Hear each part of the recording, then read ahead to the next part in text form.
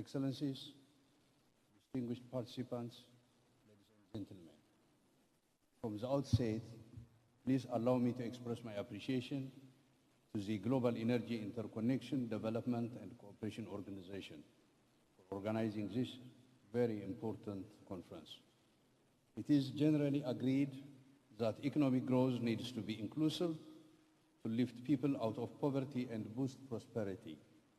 Yet, most economic activity is impossible without efficient, affordable, and sustainable energy. In 2015, the United Nations General Assembly adopted 2030 Agenda, which included a dedicated and standalone goal on energy, that's Sustainable Development Goal 7, calling countries to ensure access to affordable, reliable, sustainable, and modern energy for all. In sub-Saharan Africa, the energy challenge can be daunting, yet potential due to its abundant resources to develop the sector and bring forth developmental gains.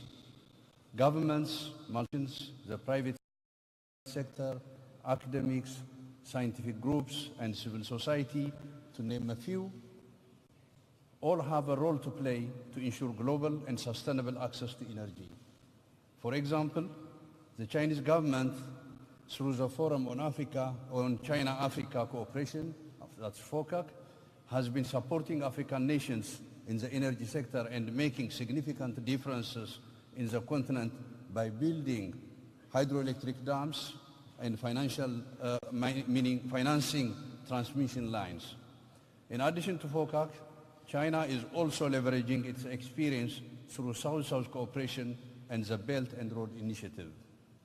Excellencies, distinguished participants, Ethiopia has an abundance of renewable energy resources, which includes hydroelectric power, solar, wind, biomass, and geothermal energies. We also have the second highest installed electric generating capacity in sub-Saharan Africa, about 4,300 megawatts at this moment from renewable energy.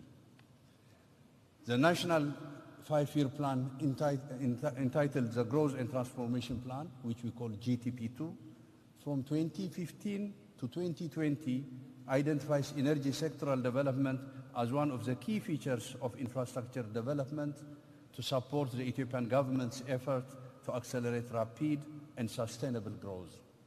The government is mobilizing large financial and technical resources to meet these targets. The goal is to attain a cumulative power generation capacity of more than 17,000 megawatts by 2020. Currently, 9,000 megawatts of new generation capacity is under construction, and another 3,300 megawatts is under various stages of planning and preparation. Ethiopia has adopted a climate-resilient green economy strategy, which demonstrates Ethiopia's commitment to bypass the conventional approach to economic development and be a mid-income country with a net zero gas emission by 2025. Additionally, Ethiopia will utilize its abundant renewable energy resources to generate electricity, not only to fulfill its national demands, but also to help meet the demands of neighboring countries.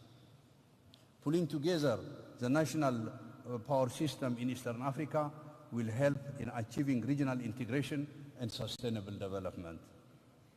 Indeed, it is a great pleasure for me to inform you that there is a strong commitment from the Eastern African governments to create a regional power pool system for the development of cross-border power transmission infrastructure within the broader framework of regional socio-economic integration. To note, Ethiopia has implemented power interconnection with Sudan and Djibouti. In addition, incentives are under implementation, which include Ethiopia, Kenya, 500 kilovolt high voltage, and Tanzania, Kenya, 400 kilovolt transmission line projects. Furthermore, memorandum of understanding have been signed Ethiopia has signed memorandum of understanding with Rwanda, Burundi, South Sudan, and Yemen to supply electric power. Indeed, the Ethiopian-Yemen interconnection will definitely bring Eastern Africa and the Gulf grids into interconnection. And this power interconnection project signify a major step toward this full interconnectivity of the power system within the region. Future plans for power connection between Zambia and Tanzania, as well as between Sudan and Egypt, would contribute to envisage inter-Africa power trade.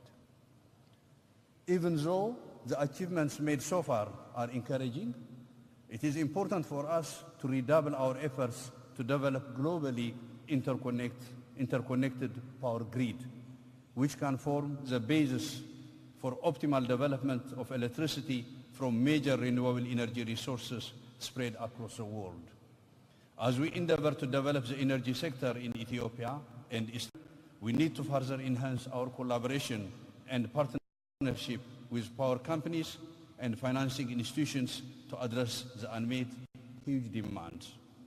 In conclusion, I strongly encourage companies in the energy sector, particularly those who are working in power generation, transmission, and distribution, to look into different business modalities which create access to affordable renewable energy in our sub-region. My country, Ethiopia, is ready to work with you on win-win basis. Finally, once like to thank the organizers for all those who have contributed to the success of this forum. I thank you very much.